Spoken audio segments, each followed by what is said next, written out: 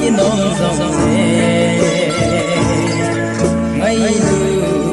là người đi nung vắng xa hùng pha in xe lùng lại kể Boulna Muikho gì hân hân pin cái khang dòng dê lung tu một số đi dia để thân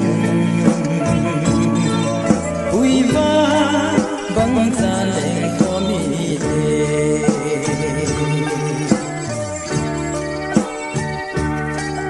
cùng xót xin anu ya lâu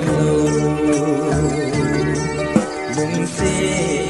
linh lâu lên hùng lăng đòi gió là bằng ya xin muôn mò sang về đúng phê là ta xa Boulna Muikho gì hân lăng khăn hòa tùy viên cái khang dòng dê lung tu một số đi theo để thân vui va vắng ra lên có mi đê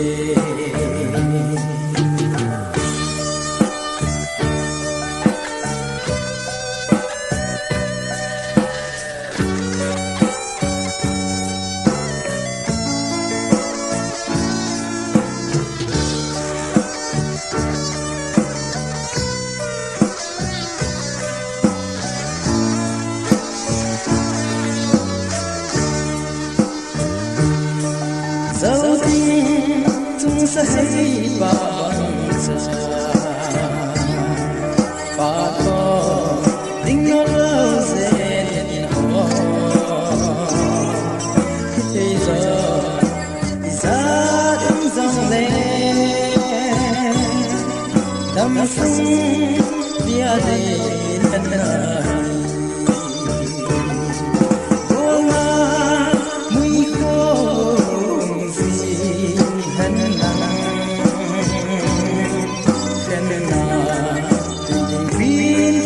dòng dê lung tu một số